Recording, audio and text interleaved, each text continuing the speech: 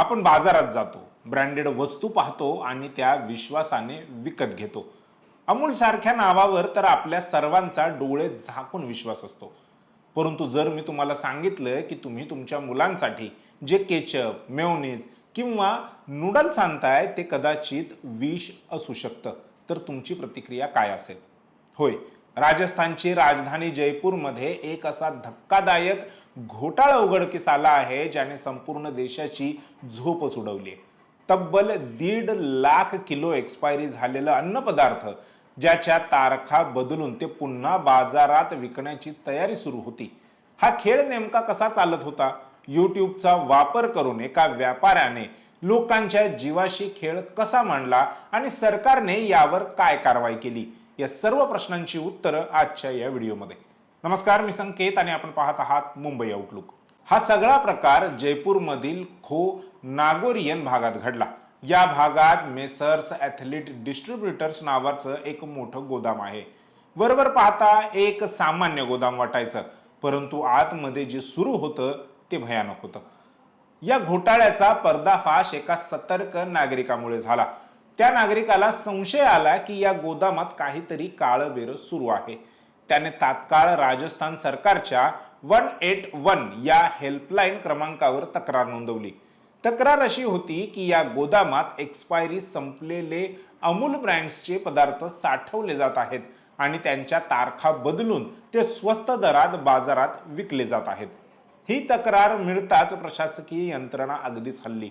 वैद्यकीय आणि आरोग्य विभागाच्या प्रधान सचिव गायत्री राठोड यांनी तात्काळ आदेश दिले आणि जयपूरच्या मुख्य वैद्यकीय आणि आरोग्य अधिकाऱ्यांच्या पथकाने तिथे धाड टाकली. जेव्हा तपास पथक गोदामात पोहोचलं तेव्हा त्यांना जे दृश्य दिसलं ते पाहून त्यांचेही डोळे पांढरे झाले. एका अवाढव्य गोदामात अन्नाचे हजारो कार्टन साचलेले होते. यामध्ये प्रामुख्याने अमूल ब्रँडचे नॉन डेअरी प्रोडक्ट्स होते. यात नूडल्स, टोमॅटो केचप, मेयोनीज आणि इतर अनेक सॉसेस. अन्न सुरक्षा विभागाच्या मते तिथे सुमारे 12,000 कार्टन सापडले. यातील 3,000 कार्टन्स तर असे होते ज्यांच्या पॅकेजिंगवरून मूळ एक्सपायरी डेट केमिकलच्या सहाय्याने पुसून टाकली होती. अन्न सुरक्षा आणि औषध नियंत्रण विभागाचे अतिरिक्त आयुक्त भागवत सिंग यांनी सांगितले की मालाचं प्रमाण इतकं प्रचंड होतं की ते जप्त करून नष्ट करण्यासाठी तब्बल 4 दिवस लागले. हा कचरा नेण्यासाठी 27 ट्रक लागले. यावरून तुम्ही अंदाज लावू शकता की हा घोटाळा किती मोठा होता. आता सर्वात धक्कादायक गोष्ट, जेव्हा या व्यापाऱ्याची चौकशी करण्यात आली तेव्हा त्याने जे सांगितलं ते ऐकून अधिकारीही चक्रावून गेले.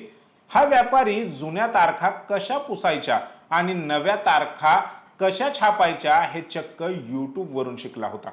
तंत्रज्ञानाचा वापर लोक प्रगतीसाठी करतात, परंतु इथे एका व्यक्तीने लोकांच्या जीवाशी खेळ करण्यासाठी त्याचा गैरवापर केला. याची मोडस ऑपरेटी समजून घेऊया. हा व्यापारी वेगवेगळ्या कंपन्यांकडून अशा वस्तू खरेदी करायचा ज्यांची एक्सपायरी डेट संपत आली आहे किंवा संपली आहे. या वस्तू त्याला अगदी कवडी मूल दराने मिळायच्या. त्यानंतर गोदामात केमिकलचा वापर करून जुनी तारीख पुसली जायची. नवीन स्टॅम्प किंवा प्रिंटिंग मशीनने त्यावर पुढील 1 ते 2 वर्षांची तारीख टाकली जायची आणि मग हाच विषारी माल बाजारात कमी किमतीत विकला जायचा. आता प्रश्न निर्माण होतो की इतक्या मोठ्या प्रमाणात हा माल आला कुठून? तपासात समोर आलं की ही उत्पादने गुजरातमधील कैरा जिल्हा सहकारी दूध उत्पादक संघाने तयार केली होती आणि ॲडव्हान्सेस इंडिया प्रायव्हेट लिमिटेडने ती पुरवली होती. या दोन्ही कंपन्यांना आता अन्न सुरक्षा विभागाने कडक नोटिसा बजावल्या आहेत. अन्न सुरक्षा आणि मानके कायदा 2006च्या विविध कलमांखाली या प्रकरणाचा तपास सुरू आहे. अन्न सुरक्षा आयुक्त डॉक्टर टी शुभमंगला यांनी स्पष्ट केलं आहे की जोपर्यंत तपास पूर्ण होत नाही तोपर्यंत या फर्मच्या कामकाजावर पूर्णपणे बंदी घालण्यात आली आहे. शेजाऱ्यांनी दिलेल्या माहितीनुसार त्या गोदामात 10 ते 12 कर्मचारी काम करायचे. सकाळी एकदा कर्मचारी आत गेले की मुख्य गेट बंद केलं जायचं आणि संध्याकाळपर्यंत कोणालाही आत प्रवेश नसायचा. म्हणजे हा सर्व काळा बाजार दरवाजाच्या आड सुरू होता. या घटनेने आपल्याला खूप काही शिकवलं आहे. आपण सावध कसं राहायचं हा आता महत्वाचा प्रश्न. पहिलं तर किंमत पाहून हुरळू नका. जर एखादी ब्रँडेड वस्तू बाजारातील किमतीपेक्षा खूपच स्वस्त मिळत असेल तर संशय नक्कीच घ्या. एक्सपायरी डेटची प्रिंट जर पुसट असेल किंवा त्यावर काही खाडाखोड वाटत असेल तर ती वस्तू घेऊ नका, टाळा. मोठ्या ब्रँडचं नाव असलं तरी पॅकेजिंग व्यवस्थितपणे तपासणं गरजेचं आहे. आणि तुम्हाला कुठेही असं काही संशयास्पद आढळलं तर तात्काळ अन्न सुरक्षा विभागाला कळवा, कंप्लेंट करा. जयपूरमधील ही कारवाई म्हणजे केवळ एक हिमनगाचं टोक असू शकतं. अशा किती व्यापाऱ्यांनी असा माल बाजारात खपवला असेल याची आपण कल्पनाही करू शकत नाही. परंतु प्रशासनाच्या या धडक कारवाईमुळे एक मोठा अनर्थ टळला हे नक्की.